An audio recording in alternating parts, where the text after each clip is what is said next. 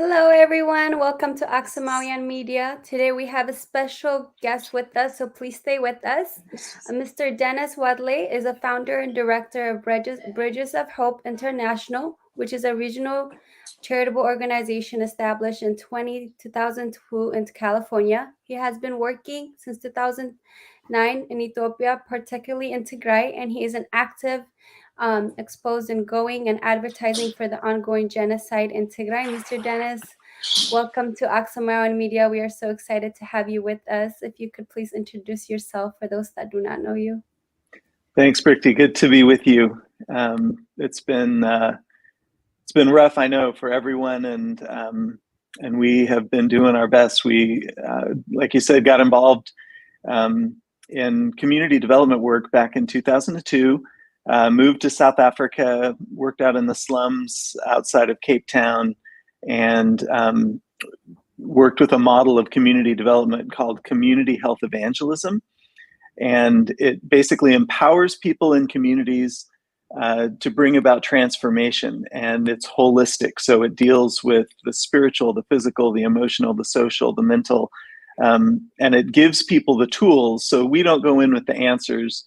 We go in and empower people in communities to bring about change in their own lives, in their own families, and in their own community. We had been to Ethiopia. We went on our first trip in 2004, and we actually had learned about this model of development from someone who was working in Addis. And so 2004, we were able to go up, my wife and I, and spend time there. And we really just fell in love with the people in Ethiopia, and really had a sense that someday we would be back. Years later, 2009, a friend of ours said that he had kind of made a relief mess. So the opposite of what we do is relief, and that relief is kind of throwing money at the problem. It tends to make as many mistakes and issues and problems as it solves many times. Mm-hmm. And he said, I kind of made a relief mess. Will you guys come and do development? And we said, well, there's a lot of people that do this model in Ethiopia. We'll just connect you. And he said, well, do they work with the Orthodox? And we said, no, they don't. And so we said, we'll come. And we came. We ended up at the Theological College in Mekelle, talking about this model, and then learned some of them were wanting to get a master's degree and come to the US. And we said, well, what if we could bring a master's program to you? What if we could bring professors and work with Ethiopian professors as well? But instead of all the money it would cost to bring one person to America, what if we could bring a program and implement it here in Mekelle? And so they said, oh, that's our dream. That would be awesome. And so we came back a few months later and met with Bune Paulos and talked it through with him, and he blessed it. And we started in 2010. Our first graduation of students graduating from a master's program in leadership and community development was in July of 2012. And then just a few weeks later is when Bune Paulos died. And so I had built a friendship with him. When Abune Matthias became the patriarch, I had the privilege of building a friendship with him over the last 8 years and 9 years. And so it's really been a gift to have gotten to know them and to have walked. And so we've had 5 groups of students now go through the master's program. Wow. Got cut short a little at the end with COVID, and then now with the war. So the program has been on hold for the last couple of years. Wow, that's truly amazing. So you started at South Africa, and then what motivated you? What was it about Tigray that made you want to start the program there? When we came up at the invitation of our friend, we really, as we started talking with the leaders at the theological college, we just fell in love with them and loved the people of Ethiopia. And the great thing is the program, though the first group of students were primarily professors and leaders at the theological college, the next 4 groups of students were students literally from all parts of Ethiopia. And so the students that I've been working with for most of the time that I've been there have not just been people, I'd say probably 30% of them are probably from Tigray, but they're literally from every corner of Ethiopia, and have had the privilege of getting to know them and train them. And, it just has been one of the most blessed things that we have, been a part of. And again, just love the people, love the culture, love the food. When I get on Ethiopian Airlines to fly away, I always sneak up and tell the flight attendants, hey, if there's any leftovers of the Ethiopian food in business class, could you bring them back to me in coach? So, I do. I love the culture of the people, and have just been really blessed to be a part of working with people from all around the country. So, yeah. Yeah, that's truly amazing. And then you did mention that it was 30% Tigrayan, but they were also they're from different regions. How would you describe Tigray, and how were the people there, the Tigrayans, and then the people from other regions as well? I really have appreciated getting to know people from all around Ethiopia, but having been connected to the people leading the school, and then just the friendships that I built with people in Mekelle through the years,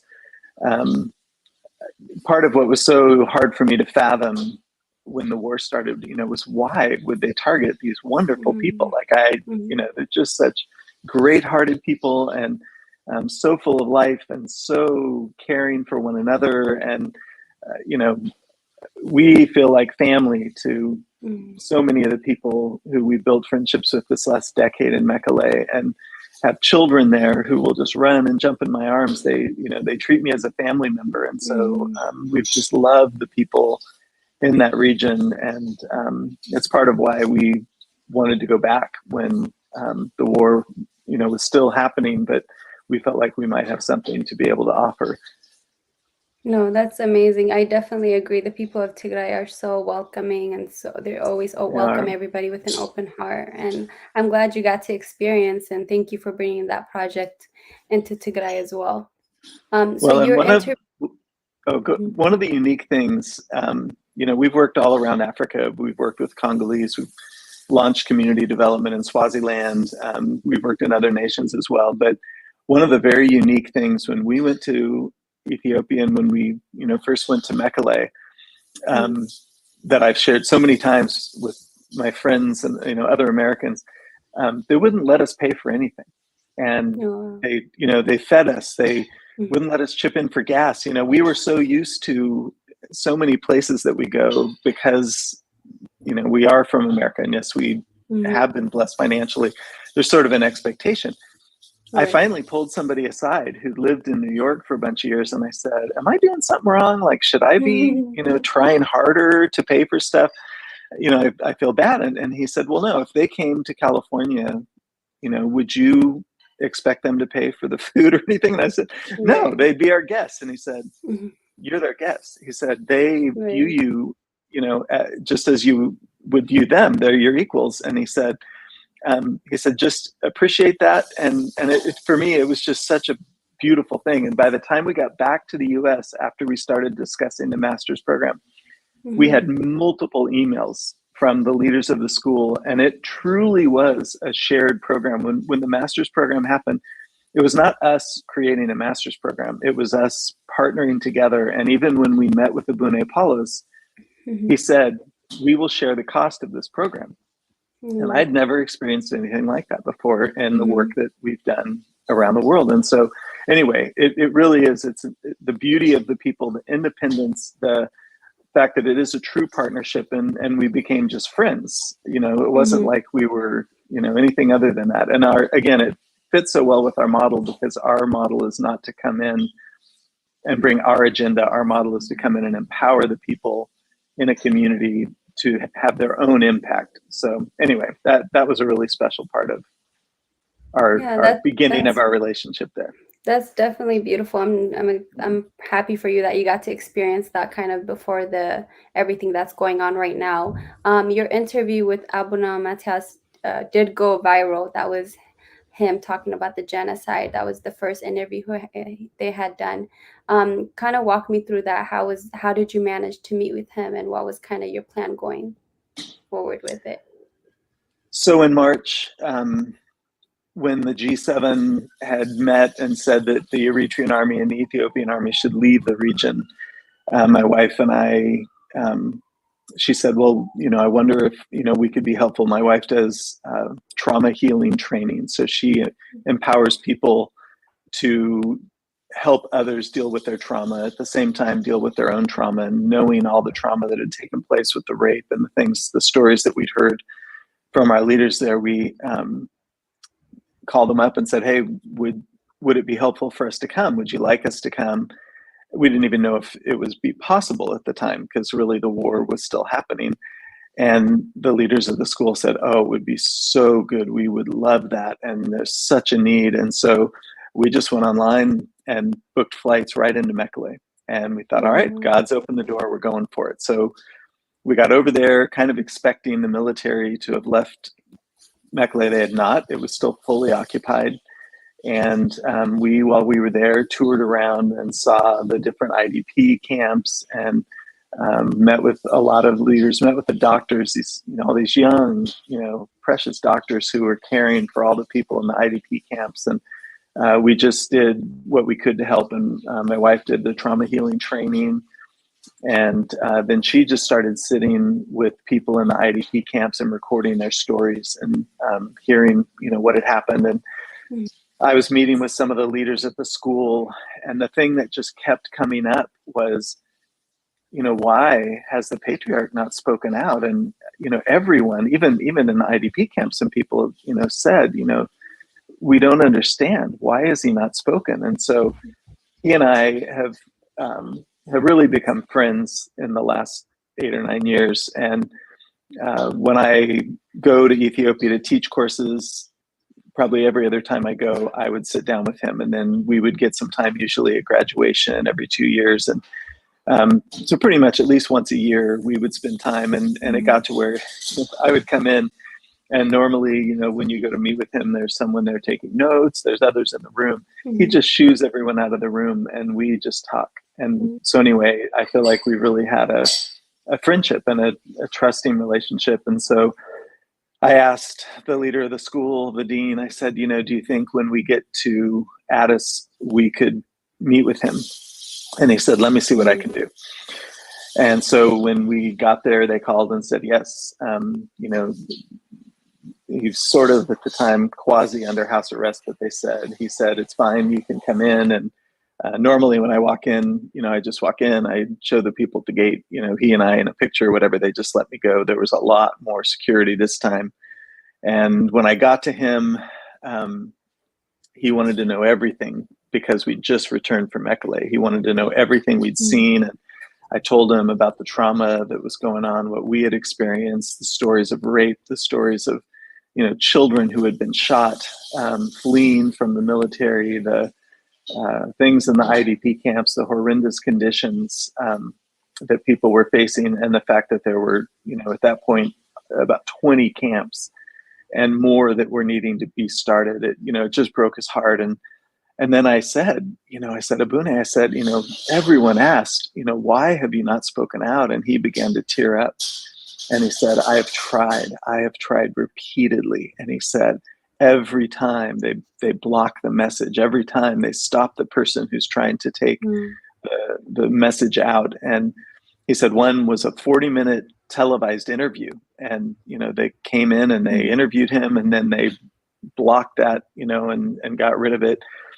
And I just picked up my phone and said, if you want to get your message out, I said, I can make a video. And he said, are you sure? It could be dangerous. And I said, it's you who's taking the risk. And I told him I didn't want, because he had said multiple times that they'd threatened him and they'd threatened the people around him, and that his administrator had been jailed for over a month at that point. And he said, they've told me they will hurt or kill the people around me if I do this. And I said, well, then until you're comfortable, I would not release it. You have to be ready to do this before I would release it, because he said he really wanted to get the message out. So I told him I'd be happy to go and meet with the US ambassador if I could, or go to the embassy and see if anyone could help you. And he said, oh, that would be good. That would be good. And so anyway, I said, if you want to do a recording, we can. And he said, I do. And he put his head down for about 10 seconds and he looked up. And when he looked up, he said, I'm ready. And I hit record. And what you've seen in that video, there was no, people have said, it was a script. He was reading a script. No, that was his heart being poured out. One of the people in Chicago who I became friends with later said it reads like an epistle. It was just from his heart. 14 minutes of him pouring out his heart and his love for the people of Tigray, calling out the genocide, calling out the rape, calling out the destruction of churches, calling out the destruction of the clergy. That was pouring out his heart. And we didn't do a second take. When we got done, I asked him, do you want to record it in English? And he said, no. He said, I only want to do it, this one recording. And so then I told him, look, I'm going to go to the embassy. I'll see what I can do. I won't release it. And he said, well, don't release it until you're in America, because it'll be dangerous for you. But he said, I told him I'd go and see if there's anything that they could do. And so I went to the US Embassy right directly from there. And all they did was give me a card and say they need you to email them more details. So the next day I came back to see him again, and I had nothing to report because I had not been able to get a hold of anyone yet. And he, at that point, had already decided, he said, even if you can't get a hold of someone, he said, you must release the message. He had thought about it through the night, and he said, this has to go out. He knew and he'd said, I'm not fearing for myself. 3 or 4 times he said, I don't fear for my own life. He said, I am old. He said, but I fear for those around me. But even with that, he had already made the decision that he wanted the message to go out. And he said, do not release it till you're out of the country. At that point, my wife was not feeling well. We ended up getting COVID. She got COVID first, and then I did as well. So it took a little while. During that time, we ended up getting a hold of the embassy, and the embassy did say that they would follow up with him. And when I finally got a hold of someone who I trusted, and I told them that his life had been threatened, their response was, oh my God. And I said, thank you. That is the appropriate response. And so the ambassador had him over right after we left the country and published it on Facebook. And so it was her way of letting the Ethiopian government know that they were aware that he had been threatened and that they were looking out for him. So I really appreciated that that had happened as well. But yeah, that's how that unfolded. It was his decision. There was no manipulation. I mean, it wasn't planned. We didn't come to make a video. I showed up to find out from him, why he had been silent, and just to update him on Tigray. And, it was his choice. And I've talked to him since then. He doesn't regret it at all. He wishes that he could do more. So yeah, that video in itself, it's 14 minutes. I've seen it a couple times. It's just, there's no words to describe it. For me personally, it gave me so much hope, and it still gives me hope. Good. And how just to kind of go towards faith and have hope. So that video, it's so powerful. How would you Yeah. describe the reaction that the video got from the international community and Ethiopians after you posted the video? So when we got on a plane out of Addis, I got on the internet on the plane and started reaching out to different news organizations. And we had a 9-hour layover in DC. And by the time we left DC, AP had broken the story. Tigray Media House was next, CNN, Al Jazeera, the thing, just BBC, the thing had just gone viral. By the time we got to LA, my phone was just lit up with reactions and responses, and so much love and so much gratitude from the Tigrayan community. And that was just overwhelming, just to see how grateful people were that the message was going out. And so encouraging to know, as people had said, they'd kind of lost heart, and there was questions, had Abune Matthias forgotten them? Had he turned, on them? And to just be able to know, no, he is fully in support, and that he is going to fight for them. Huge outpouring of love and support and encouragement. And on the other side, the backlash of just vile hatred from so many Ethiopians, and people calling me, so many ridiculous things. Honestly, I didn't even know what the TPLF was at that point. My role had been to just support the guys at the theological college. And I've got people, at that point saying I'm a TPLF agent, I'm a CIA agent, I'm an FBI, all these crazy things that, were laughable. At the same time, it was just so obvious that, they so desperately did not want the truth to come out, that they were willing to try to discount the messenger. I mean, all I did was make a recording. And so anyway, it was hard to fathom. My son reached out after he saw the reaction on Twitter, and he goes, "Dang, there's some people out there who hate you." And and there are, and that's okay. I don't mind being hated for the sake of trying to end the genocide. And I have Ethiopian friends who I reached out to and said, "Are you going to help with this?" Who have said that they are fighting terrorism. And I said, "No, this is not about terrorism." And they said, "Well, you don't know what's happened in the last 27 years." And my response is, I don't care what's happened in the last 27 years. I said, if there are issues that need to be dealt with about the past, deal with those. But nothing justifies genocide. Nothing justifies rape.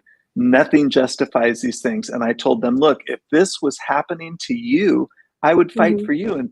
And then I've said that online, and people have come back, well, where were you the last 27 years? Well, if I'd known, I would have done something. But to me, it's like, this has nothing to do with the past. This is something, this is crimes against humanity. This is ethnic cleansing. The fact that the prime minister has blocked the media and is calling this a war. This is the first, using his terminology, it's the first war in modern history that the media has not been allowed in to observe what's happening. And the reason for that is it's not a war, it's a genocide. They don't want the media to see, because what they've done is so heinous and so wrong. And you do not ever invite another nation in to be a part of such heinous acts. And so anyway, I was stunned by the reaction, and how full of hate and everything it was. At the same time, I have absolutely no regrets. I would do the same thing again. I wish I could do more. I'm trying my best to continue to fight for the people of Tigray and try to help this end, and try to help this to never happen again. It's part of, my hope is to invest, time and energy going forward to help this never happen again. We are beyond within the Tigray community. We are so grateful for you for that video, for taking the risk, and for always advocating for Tigray. From the Ethiopian Orthodox point of view, why do you think other churches are not speaking out? And do you think they have a role in the genocide? You know, it's all for me kind of secondhand, but I do feel that there's a lot of fear. There's a lot of people who, probably are against this, who are not speaking out because of what they've seen happen to the people who stand with Tigray. And at the same time, I think there's a lot of people that, the propaganda has been so strong and so well orchestrated. I think there's a lot of people who have just bought the lie and have been duped, and who are choosing to view this as somehow justified. And I have dear friends who are on the side of Ethiopia in this, that it just breaks my heart and blows my mind. And they've cut me off because of the stand that I've taken. They've cut me off from, I've reached out numerous times to people and said, now is the time to get on the right side of history. Now is the time to join this fight and to end this. The Rwandan genocide, when we were there in Addis, it was the 30th anniversary, whatever it is, of that Rwandan genocide. There was a big banner up next to the clinic that I was going to when I was trying to get a negative PCR test to get cleared to travel. And I would sit and look at it and think, oh my gosh, like there's going to be banners like this in 30 years for Tigray. Like there's going to be banners saying, we can never forget this. And it just kind of, blows your mind to think, well, how did we forget that? How did we go down this road again? And, the Bill Clinton and Al Gore, when they left office and they were reflecting, their biggest regret was that they didn't do more to end the Rwandan genocide. And I think about political leaders now and the fact that this is going to be their biggest regret. They ignored this. They allowed what's happening in the world today to consume them, and they did not act when they needed to. And it's led to what's happening now. Exactly. And then there have been many reports of all the horrible things that are happening in Tigray, and a lot of internationals have said they've been concerned, but some do feel like they haven't done enough. Do you think the international community failed Tigray, or that they could have done more?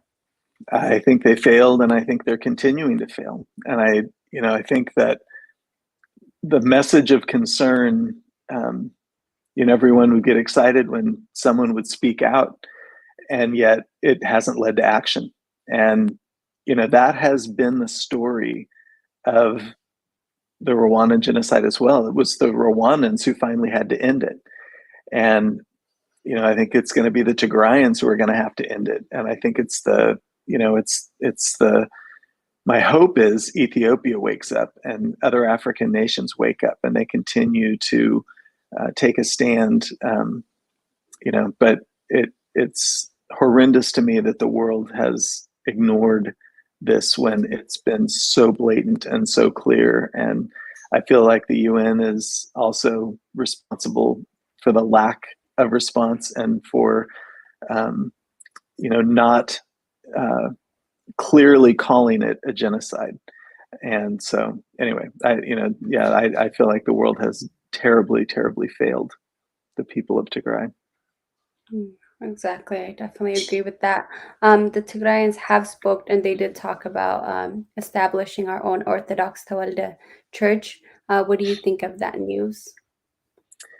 I went to the opening of the Tigrayan Orthodox Church in Chicago and celebrated with them. I think, in talking to so many people there, it wasn't that they wanted to leave, it's that they got cut out of the Ethiopian Orthodox churches. And, what do you do when your own brothers and sisters? And, I talked to people who said, I've never lived in Tigray. I am Tigrayan by background, but I've lived my whole life in the United States. And all of a sudden, people wouldn't let their children play with my children. And my children have visited Tigray, but, they're Americans. And that, their hearts were just broken that their brothers and sisters would reject them based on ethnicity that is ethnicity a generation back even. And yet this has created those dividing lines. And I do feel like the Tigrayan Orthodox are now taking a stand that's making it clear. They know they feel the rejection. They know that. My hope would be somehow this could all be healed. But with the heinous things that have gone on, it's just really hard to imagine it. And so the people of Tigray have to make their choice. Whether to stay a part of Ethiopia, they have to make their own decisions. And I will celebrate and honor whatever decision the people of Tigray make. But I definitely understand and will stand with them if they choose, to separate and choose, as they have with the Tigrayan Orthodox Church, to create their own niche. That to me, it's almost hard to imagine it not happening. Exactly. I think there's just been so many stories with Aksum, churches being burned down, churches being destroyed. It's so hard to kind of think about everything, how religion has been included in the war, and you can never really understand it, because I do feel like politics and religion should definitely be separated. So it is sad that we kind of had to go through this path, but I also do think that if this is what the Tigray people need, that this is what should happen. What do you, for the future, how do you think the world's going to end, and what do you think is the next step that we can do more as a community to get food, to get medicine to the people of Tigray, and to open the internet as well? I hope, I've heard that there is a pathway that could be open soon for relief and for aid to flood in. And, my hope is we get as many people prepared and ready to get that in to save the lives of those who've been starved. The other thing that I am really passionate about is how we work together, first to rescue those right now whose lives are in danger, but then to, moving forward, rebuild Tigray in a way that this can never happen again. And, the fact that Ethiopia has had the power to cut off electricity to the region, we have to prepare for this to never happen again. There needs to be solar powered. There needs to be other, whatever. And some have said, could be hydro, could be, that they have, wind, whatever it takes. There needs to be independence as a region for power. There needs to be independence as a region for the phone. And, the fact that we've been cut off from being able to call people, that needs to never happen again. The internet being cut off. We have people who are working to make sure Starlink has planned to have the satellites in place for at least Mekelle. I know for Mekelle because I tried to sign up for it there. And they said it's coming in early 2022. So here we are. Supposedly those satellites are close to being ready. And my hope would be that we have internet all over the region that is not dependent upon Ethiopia or any other nation, that we have phone through the same, system. And that's a high-speed internet. And, again, it's something that the region is desperately needed anyway. For commerce. The other thing is financially, the fact that they were able to close down the banks and cut off the birr. And so there's a group of people who have been working on creating a crypto. I put out on Twitter that it would launch within the week. It's probably going to not launch within the week. It's called AXM. It's Aksumite crypto. But there's a group of people who are working to create a crypto that will not only be a coin to invest in, but by investing in it, it's going to help to fund the region and fund the rescue and the rebuilding. There have been 48 million coins that have been set apart. The coins are going to go on pre-sale for 2 cents a piece, so people can buy, for $1, you can get 50 coins.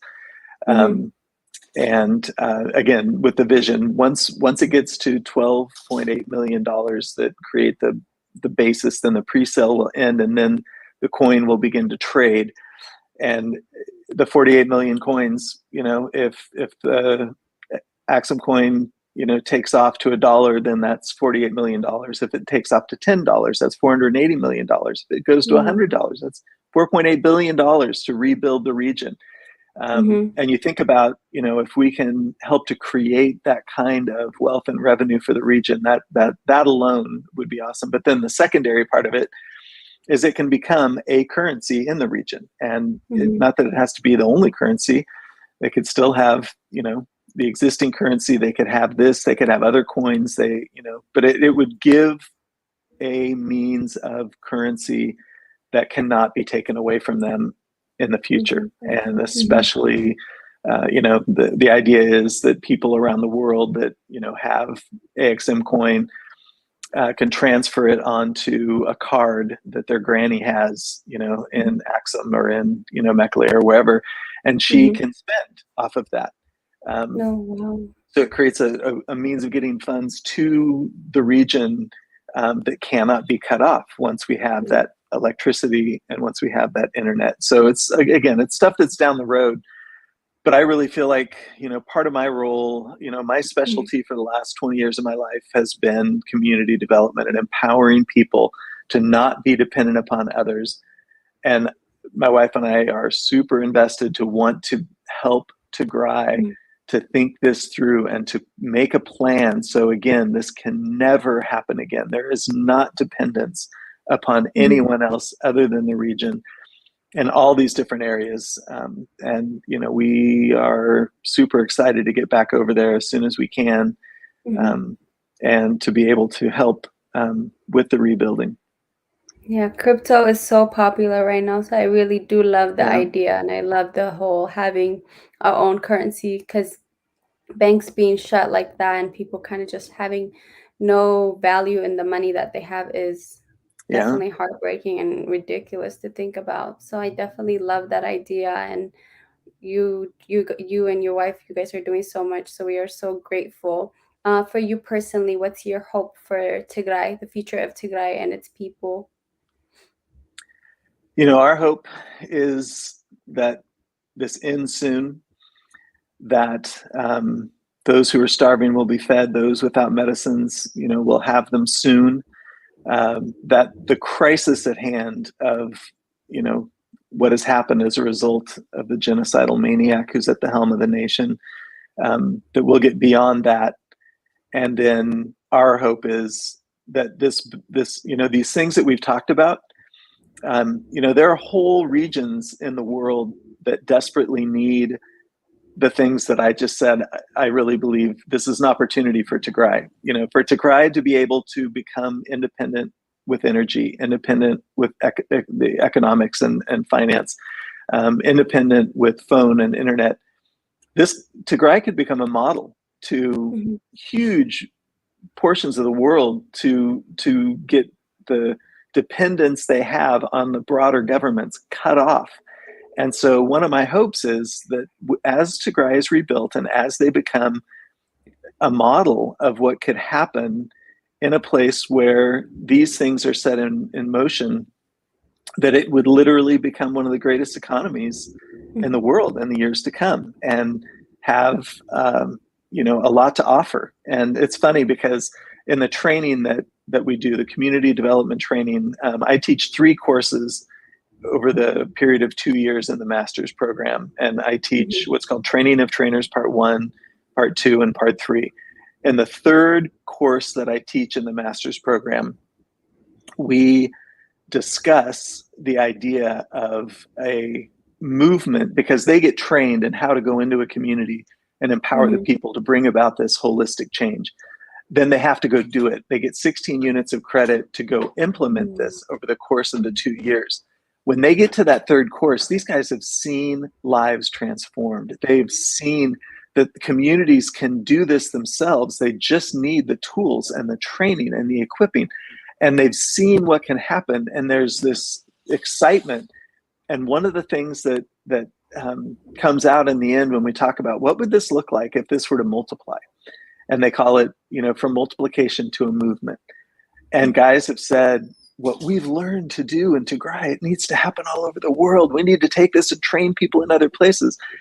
That's part of our dream for Tigray, is it becomes a model to the world that Tigrayans travel the earth, teaching other places that have been in a similar situation, or others that would be vulnerable to something like what's happened in the last 2 years happening to them, to go into places and say, we want to teach you how to be independent, how to have this, how to not become dependent upon the government that could cut you off in a heartbeat. It needs to end in Tigray, but I believe Tigray can become a model and can become equippers to help this not happen other places in the world as well.